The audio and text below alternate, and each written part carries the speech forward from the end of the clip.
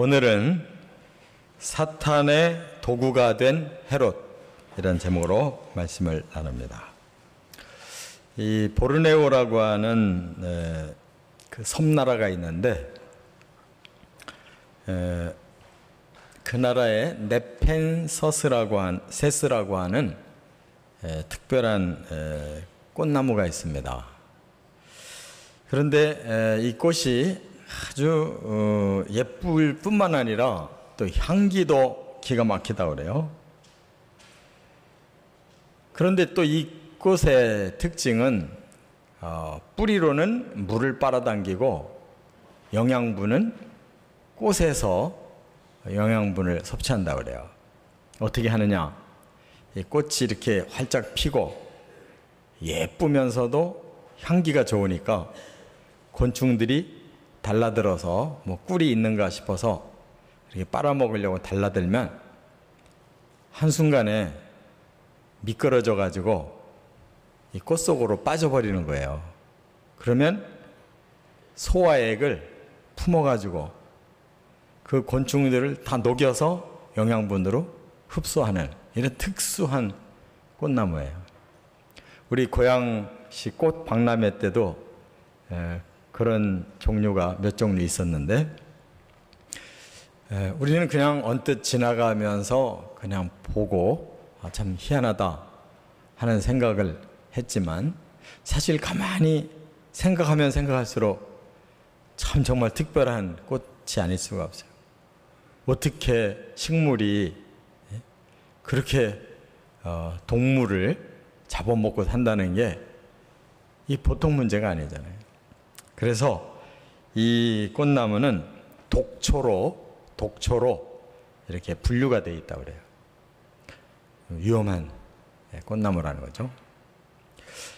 오늘 본문에 보면 헤롯이라고 하는 왕이 그 당시는 세상을 흔들 수 있는 아주 권력을 가지고 어떻든 간에 모든 사람들이 그 앞에 무릎을 꿇고 조아리는 그런 대단한 자였지만 결국 그가 한 일은 사탄 일을 도와준 사람이라는 거예요.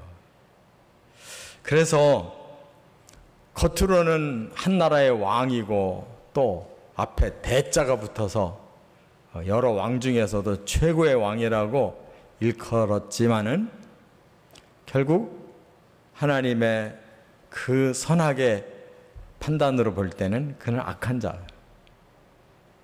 이 독초와 같이 결국 그 시대에 그가 선한 일을 하지 못하고 악한 일을 한 왕으로 역사에 기록됐어요. 그러면 그가 한 가장 큰 악이 뭐냐? 바로 하나님을 대적하고 하나님의 일을 방해하는 그런 악한 왕이었다 그 말이에요. 그는 자기의 권세를 지키려고 하나님을 막아서고 하나님의 일을 방해하려고 했어요.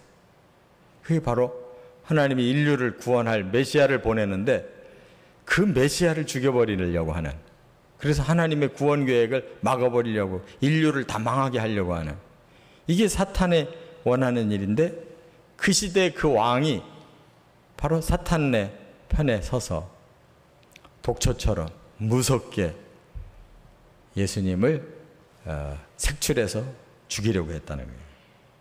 그러나 하나님이 그 위대하고 우리를 향한 그 뜨거운 사랑을 그냥 시시하게 사탄과 헤롯에게 패배할 수가 없는 거죠. 하나님이 동방 박사들에게 미리 꿈을 줘서 너 헤롯 만나지 말고 예루살렘 들리지 마라.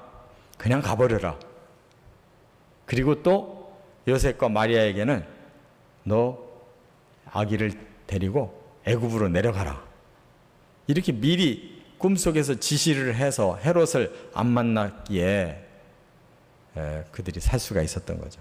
다 하나님이 사탄의 작전 다 알고 헤롯의 악한 음모를 다 알았기에 하나님이 막아 놓으신 거예요. 그러나 중요한 것은 헤롯은 끝까지 악의 길을 가고 말았다는 거예요. 우리도 여기에서 완전히 열애되어 있는 게 아니에요. 우리 사람의 마음에는 두 가지가 공존해요. 선과 악이 공존하고 의와 불의가 공존하고 거룩했다 더러웠다 이렇게 공존하는 거예요. 언제 해롭고 같이 바뀔는지 몰라요. 그래서 왜 똑같이 이 땅에 태어나고 똑같이 훌륭한 인물이 돼야 될 사람들이 높은 자리에 올라가서도 결국은 역사에 잘못된 한 페이지에 기록될 수가 있는가? 그들의 마음먹기에 달려있는 거예요. 우리도 마음먹기에 달려있다 그 말이에요. 우리의 인생길이 또 우리의 하루가 한순간이 우리 마음에 어떻게 생각을 품느냐에 달려있어요. 그래서 헤롯의 문제 세 가지로 발견하고 우리 자신들도 이 문제를 극복해 낼 수 있기를 바랍니다. 첫째, 13절부터 15절에 보면 영적으로 무지하기 때문이라는 거예요. 제대로 알아야 되는데 제대로 모르면 사람은 엉뚱한 짓을 해요. 여기 15절에 보니까 이런 말씀이 있어요. 헤롯이 죽기까지 거기 있었으니 이는 주께서 선지자를 통하여 말씀하신 바 애굽에서 내 아들을 불렀다 함을 이루려 하심이라. 헤롯이 예루살렘에서 통치를 하고 있는 동안은 예수님이 애굽에서 피난 생활을 하셨다는 거예요. 만일에 그렇게 하지 않고 예루살렘으로 돌아왔다가는 헤롯에게 죽으니까. 헤롯이 왜 이렇게 예수님과 철천지 원수가 돼서 죽이려고 하느냐? 그의 생각은 단순해요. 왕이 둘일 수가 없다는 거예요. 자기가 지금 유대인의 왕으로 있는데 또 다른 유대인의 왕이 왔다니까 어떻게 해서라도 살짝 죽이고 자기가 평생을 왕노릇 해야 되겠고 자기 자손들에게 그 왕위를 계속 물려줘야 되겠다 하는 생각 때문에 예수만 죽이면 된다 이렇게 단순한 생각을 하는 거예요. 오늘날의 권력자들이 별거 아니에요. 김정은이 하는 짓을 보세요. 그가 인류를 생각해요? 민족을 생각해요? 그럼 어떻게 그런 방식으로 할 수가 있어요? 오직 자기를 생각하는 거예요. 자기 권력. 내가 하고자 하는 일에 어떤 수단 방법도 가리지 않겠다는 거 아니에요. 민족 다 죽이고 이웃과 원수되고 그리고 자기가 과연 그 통치자로서 그 생애가 보람 있고 올바르게 살 수 있겠어요? 무지한 거예요. 조금밖에 몰라요. 오직 자기만 알지 모든 걸 두루거려 볼 줄 몰라요. 바로 헤롯의 문제는 하나님 믿는다고 하면서도 그는 하나님하고는 전혀 관계가 없어요. 그러니까 하나님의 그 위대한 계획도 자기한테 걸림돌이 되면 필요 없는 거예요. 이 세상이 이래서 자꾸 망할 짓을 한다는 걸 우리가 깨달아야 돼요. 비록 우리가 아무 힘이 없어도 하나님의 그 뜻을 알고 오늘 하루를 순종하고 그 방향으로 산다면 그 사람이 훌륭한 거예요. 제 아무리 세상 돈을 다 끌어안아도 권력을 한 손으로 주물러도 그가 하나님의 뜻을 모르고 이 땅에서 자기 뜻대로 살려고 한다면 그는 가장 치졸한 인간. 깨달아야 될 줄 믿습니다. 그래서 그는 결국 하나님의 뜻을 끝까지 반대하기 때문에 결국 자기 스스로 죽을 길을 찾아간 거예요. 헤롯은 결국은 그래서 죽게 된 겁니다. 하나님께서 참 그러한 그 악의 세력의 역사를 아주 선하게 이렇게 섭리를 해서 돌리시는 걸 볼 수가 있어요. 여러분, 예수님이 그 어린 아기가 헤롯 때문에 이민을 가요. 애굽으로 이민을 가요.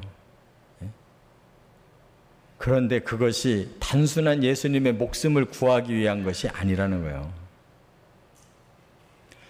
애굽에 계시다가 애굽에서 예수님이 다시 예루살렘으로 이스라엘 나라로 오시는 것은 곧 하나님의 구원 계획의 한 스토리예요.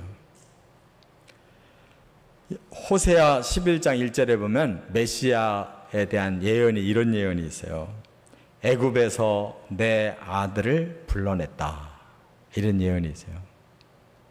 여러분, 하나님의 백성이 애굽에서 불러내셨다는 말씀은 이미 창세기부터 나오는 거예요. 아브라함에게 뭐라고 그러셨어요? 지금은 이 가나안 땅이 너희들이 지금 소유하고 있지 못하지만 내 언약을 언젠가 이루어주겠다. 너희 자손 사대가 지난 후에 반드시 너희들이 애굽에 들어갈 거고 다시 이곳으로 나올 거다. 그 예언을 BC 2000년대 아브라함에게 주셨어요. 그것이 하나님의 구원 스케줄이라는 거예요. 그래서 아브라함 이후 600년 만에 야곱의 자손들이 애굽에 들어가서 산지가 400년 만에 430년 만에 다시 애굽에서 나오는 거예요. 그 아들은 바로 나의 백성이라는 거예요. 나의 백성이 다시 애굽에서 올 것이다. 바로 예수님은 그 구주로서 애굽에서 출발해서 다시 이스라엘 오신 거예요. 구원자로. 할렐루야. 이와 같이 그는 제2의 모세처럼 하나님의 구원자로 출발하는 공식 메시아라는 것을 성경에서 밝히고 있는 거예요. 그게 좋게 말하면 헤롯 때문에 그렇게 된 거예요. 헤롯이 밖에 안 했으면 예수님 가실 필요도 없잖아요. 성경의 그런 구원의 깊은 하나님의 스케줄, 결국 사탄도 거기에 한 역할을 할 수밖에 없는 거예요. 악역이지만 헤롯도 한 역할을 할 수밖에 없는 거예요. 하나님의 그 구원의 스케줄을 알 수가 없어요. 결국 무지한 자들은 바위에다가 헤딩하는 식으로 결국 자기가 망할 짓을 하고 결국은 하나님의 뜻을 이루어낸다는 거예요. 할렐루야. 이런 글이 있어요. 사자와 마녀와 옷장이라는 이런 글의 그 줄거리에는 이제 이런 좀 영적인 얘기가 나오는데, 악한 마녀가 똑똑한 에드먼드라고 하는 이 소년을 이제 죽이려고 마음을 먹어요. 그런데 이 마녀가 사용한 방법이 뭐냐? 사탕이에요. 터키 사탕이라고 하는 사탕을 그 아이에게 주는 거예요. 그 아이는 못 모르고 빨아보니까 너무 달고 너무 맛있어요. 세상에 가장 좋은 사탕인 거예요. 그런데 마녀가 그렇게 사탕 발림만 했을 뿐이지 그 속에 계속 빨아먹으면 죽을 수밖에 없는 독을 넣어놓은 거를 이 소년이 어떻게 알겠어요? 그래서 터키 사탕은 결국 소년을 죽이는 겉과 속이 완전히 다른 그야말로 사탄의 사탕이라는 말이에요. 이와 같이 하나님의 선하신 역사 앞에 반드시 사탄은 이렇게 우리를 넘어뜨리려고 하는 사탕 발림이 있어요. 헤롯도 겉으로는 나라를 위해서 이스라엘을 위해서 하면서도 그건 다 사탕 발림이에요. 정작 그 속엔 자기밖에 없는 거예요. 자기 그 권세를 휘두르고 사람들이 어떤 해를 당하든지 자기를 위해서 하는 거예요. 지금 그런 세상의 권력자들이 너무 많아요. 전부 엉터리들이에요. 사람들에게 다 사탕 발리면서 표 얻어놓고 결국 자기를 위해서. 분명히 우리는 선과 악을 구별할 줄 알아야 돼요. 이게 안 되면 무지한 거예요. 잠언 14장 22절에 악을 도모하는 자는 잘못 가는 것이 아니냐. 선을 도모하는 자에게는 인자와 진리가 있으리라. 아무리 자기 잘났다고 가더라도 그 사람이 추구하는 길이 악을 도모하는 길이라면 그는 잘못된 길을 가는 거예요. 끝은 반드시 망하는 거예요. 그러나 하나님의 뜻을 알고 그 선을 추구해서 가는 사람은 그 끝은 반드시 하나님의 인자하심을 만나게 되고 진리를 만나는 거예요. 이 영적 무지를 꼭 벗어나야 될 줄 믿습니다. 두 번째, 16절부터 18절에는 또 한 가지 헤롯에게 이렇게 된 이유가 뭐냐? 생명을 경시하는 것 때문이었어요. 하나님은 생명이 너무나 귀해서 지금 세상을 예수님 보내가지고 구원하려고 하시는데, 헤롯은 자기 왕위를 지키기 위해서 생명을 함부로 무수히 죽이는 거예요.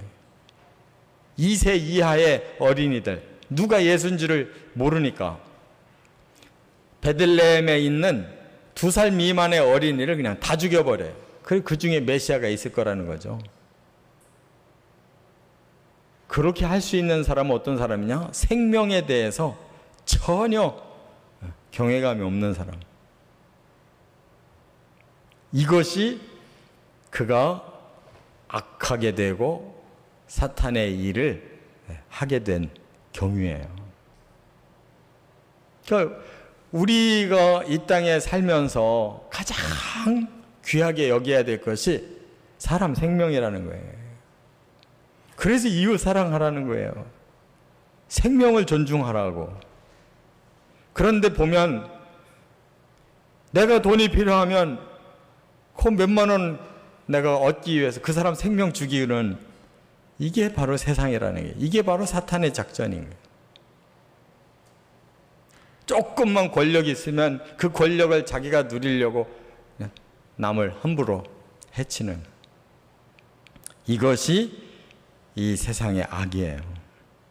그런데 성경에는 이렇게 많은 어린이들이 죽음에 대해서 단순하게 말씀하지 않아요.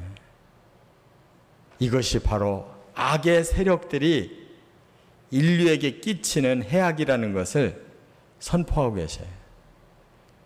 어디서? 오늘 본문에 그런 말씀이 있잖아요. 라마에서 슬퍼하며 통곡하는 소리가 들리니 라헬이 그 자식 때문에 애곡하는 것이라. 그가 자식이 없어져서 위로받기를 거절하였도다 하는 구절이 있는데, 이걸 인용해서 이 말씀이 이루어졌다 그랬어요. 이게 어디서 나온 얘기냐? 이거 굉장히 깊은 얘기예요. 먼저 라헬이 슬퍼했다. 창세기 35장에 나온 얘기예요. 왜? 그 여인이 아기를 뵌 상태로 여행을 하다가 그만 이 라마에서 죽어요. 이 라마라고 하는 곳은 베들레헴을 못 미쳐서, 이 라헬이 누구예요? 야곱의 아내잖아요. 마지막 아기를 베고 있었거든. 그가 베냐민이에요. 그가 이 라마에서 죽어요. 그리고 결국 하나님은 그 지역을 베냐민 지파의 땅으로 나중에 주셔요. 그런데 내용은 지금 자기가 죽는 거예요. 아기가 죽는 게 아니라 자기가 죽잖아요. 그죠? 아기는 살아났어요. 그런데 이것을 하나님은 라헬의 슬픔을 거기서 빼내신 거고, 그 다음에는 많은 생명들이 죽는다고 하는 것은 어디서 빼냈느냐? 예레미야 31장에서 빼내신 거예요.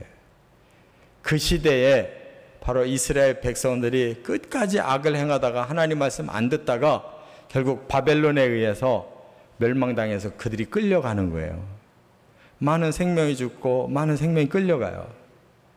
그 모습을 예레미야가 보고 하나님이 주시는 영감을 가지고 그 라헬의 마음, 그 라헬의 슬픈 마음을 가지고 또 그 악이라고 하는 소재를 가지고 이렇게 하나님의 백성이 이렇게 죽음으로 이렇게 내동댕이 쳐지는 그 슬픔을 라헬이 통곡했듯이 지금도 이런 상황이 벌어지는구나 라고 예레미야가, 그 눈물의 선지자가 그 말씀한 거예요. 그런데 그것은 단순히 그 시대의 문제만이 아니었다 이거예요. 그렇게 선포할 때 그것은 다시금 또 600년이 지난 후에 헤롯이라고 하는 악한 자가 바로 그 지역에서, 그 근처 베들레헴에서 또 2세 이하의 많은 어린이를 죽임으로써 똑같은 악의 역사가 또 일어났다는 거예요. 창세기와 예레미야와 마태복음 2장이 다 섞여서 하나님의 선포를 하시는 거예요. 이 악의 세력들이 이렇게 나는 사람을 구원하려고 하는데 이들은 사람을 이렇게 경시 여기고 죽이는구나. 그 슬픔을 하나님이 토로하시는 거예요. 깨달으시기 바랍니다. 지금도 마찬가지예요. 그 시대만 하나님 통곡하시는 게 아니에요. 지금도 수없이 많은 사람들을 그렇게 함부로 죽이고 있어요. 생명이 귀한 것을 몰라요. 그렇다면 그들은 결국은 하나님은 생명을 구원해야 되기 때문에 그 생명을 경시하고 죽이려고 하는 자들을 하나님 가만 놔두지 않는단 말이에요. 그래서 헤롯이 죽는 거예요. 그 헤롯은 어떻게 죽어요? 비참하게 심판을 당하고 죽어요. 그래서 세 번째 말씀이 나와요. 이제 19절부터 23절에 보면 19절에 헤롯이 죽은 후에 주의 사자가 애굽에서 요셉에게 현몽하여 이르되 그랬어요. 드디어 하나님의 심판은 떨어져서 헤롯 더 이상 살려둘 수가 없는 거예요.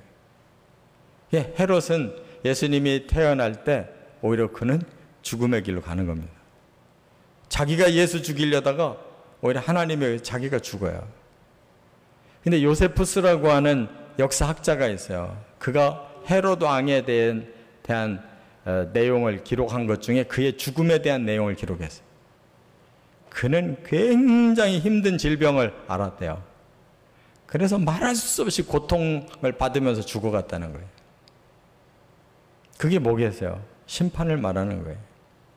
헤롯은 그 위대한 왕이라고 일컬어도 마지막 순간은 가장 비참한 인간으로 죽은 거예요.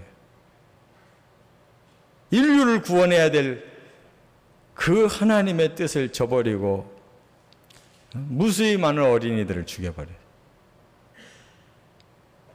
이와 같이 오늘날도 마찬가지로 하나님의 심판은 왜 이 땅에 임하느냐면 그렇게 하나님의 뜻을 저버린 악한 자들, 그 귀한 생명들을 죽이는 자들을 하나님 그냥 볼 수가 없기 때문에 이 마지막 때에 하나님 심판해서 그들을 끝내시는 거예요. 왜? 그래야 사람들을 살리니까. 하나님의 종말은 있어야 될 줄 믿습니다. 그게 없으면 사람이 더 죽는 거예요. 하나님이 악한 자를 심판해야 사람이 살아나는 거예요. 구원받는 거예요. 하나님께서 이렇게 헤롯을 심판하고 나서 바로 애굽으로부터 예수님을 불러내시는 거예요. 이제는 너를 찾던 자들이 죽었으니 너희는 나오라. 그래서 애굽으로부터 그 아들을 불러내셔서 가장 천한 동네 나사렛으로 가서 30여 년 고난의 생애를 다 우리가 짊어져야 될 고난을 다 예수님께 짊어지게 하시고 마지막에 예루살렘으로 불러서 우리가 당해야 될 사형을 예수님이 당하게 하셔서 그분의 희생으로 우리를 다 살려놓으신 거예요. 다 구원하신 거예요. 지금도 그 십자가를 믿는 자들 다 살아나고 있는 거예요. 이게 바로 하나님의 마음이에요. 우리 예수 믿는 사람도 다른 사람의 영혼을 귀히 여기고 그 사람들을 십자가의 복음을 줘서 자꾸 살려내는 것이 우리가 또한 하나님의 편에 선 사람으로서의 사명인 줄 믿습니다. 이것이 오늘 본문의 핵심이에요. 여기에 반대되는 자는 심판받는 거고 여기에 동참하는 자는 함께 구원받고 함께 그 축복을 누리는 것이다. 이런 말씀. 야고보서 4장 7절에 이런 말씀이 있어요. 그런즉 너희는 하나님께 순복할지어다. 마귀를 대적하라. 그리하면 너희를 피하리라. 하나님을 가까이 하라. 그리하면 너희를 가까이 하시리라. 죄인들아 손을 깨끗이 하라. 두 마음을 품은 자들아 마음을 성결케 하라. 우리는 두 길 중에 한 길밖에 없어요. 이 길도 아니고 저 길도 아니고 어중간하게 가면서 요리조리 그때그때마다 약삭 빠르게 살려고 하는 길은 결국 끝은 허용될 수가 없는 거예요. 악의 길이 아니면 하나님의 길밖에 없어요. 오늘 사탄의 도구가 된 이 헤롯을 우리가 보고 깨달아야 돼요. 그 사람만 그렇게 된 게 아니라 우리도 언제든지 그렇게 될 가능성이 있는 사람들. 하나님 말씀에 무지하면 그렇게 되는 거예요. 생명에 대한 경외심이 없으면 그렇게 되는 거예요. 그리고 하나님의 심판에 대해 두려워할 줄 모르는 사람은 그렇게 되는 거예요. 꼭 깨닫고 하나님의 편에 서서 살아가시기를 주의 이름으로 축원합니다.